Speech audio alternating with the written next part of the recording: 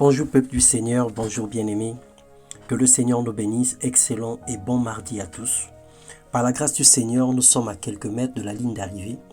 Plusieurs sont morts, plusieurs ont arrêté de courir, plusieurs sont dans des situations critiques et d'autres sont dans des situations précaires. Nous rendons grâce à Dieu pour tout ce qu'il fait autour de nous, pour la vie qu'il ne cesse de renouveler pour nous, pour la grâce qu'il ne cesse de déverser.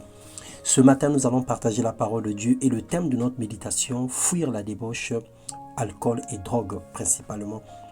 Dans Ésaïe 5, le verset 11 au verset 22, la Bible déclare « Malheur à ceux qui courent de bon matin après les boissons enivrantes et qui s'attardent le soir parce qu'ils sont échauffés par le vin. Malheur à vous qui êtes des héros quand il s'agit de boire et des champions pour vous gorger d'alcool. » Bien-aimés, de toute sincérité, il n'est pas écrit qu'il ne faut pas boire dans la Bible. Nous sommes tous braqués sur le passage biblique qui dit « Ne vous enivrez pas de vin, c'est de la débauche. Soyez au contraire remplis du Saint-Esprit. » En effet, ce n'est pas faux, c'est bien ce que la Bible dit. Mais que représente alors la quantité qu'on appelle excès dans le corps?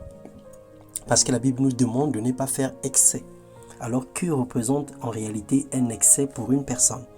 Un chrétien en réalité ne doit pas faire usage des drogues et des alcools forts, pour deux raisons principalement.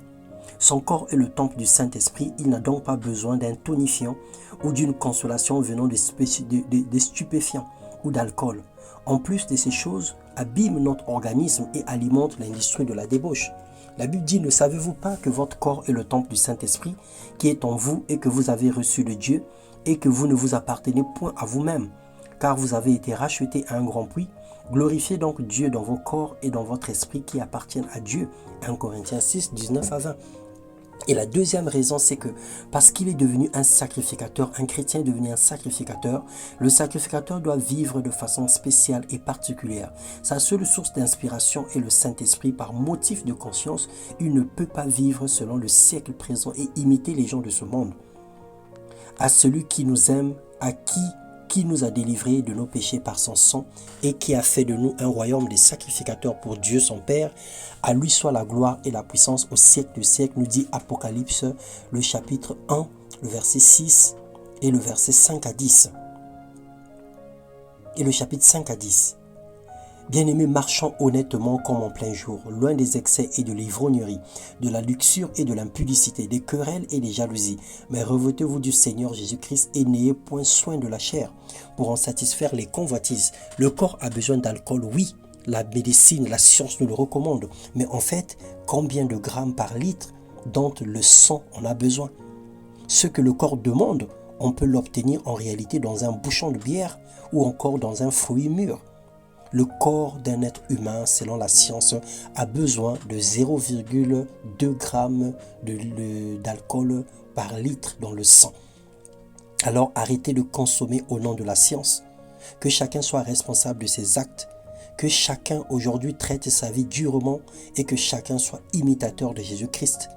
Alors si c'est le goût de la mousse ou encore de la bière qui nous intéresse, alors prenez des bières sans alcool.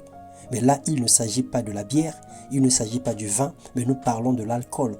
Alors tout ce qui produit de l'alcool, tout ce qui peut emmener plusieurs degrés ou plusieurs grammes dans le sang, en réalité, un enfant de Dieu ne devrait pas en faire usage. Parce que tu abîmes ton corps et tu pèches contre le Saint-Esprit. C'est pour la simple et l'unique raison qu'un chrétien né de nouveau ne devrait pas faire usage d'alcool. Alors prends les bières comme tu veux, bois ton vin comme tu veux, mais en ce moment-là, tu prends le vin sans alcool, tu prends la bière sans alcool. Là, tu n'auras pas à justifier un péché devant le Saint-Esprit. Que le Seigneur te bénisse et qu'il te donne un entendement spirituel. Que celui qui a des oreilles entende et obéit à la parole de Dieu, car le salut de nos âmes en dépend. Soyez bénis dans le nom puissant de Jésus. Amen.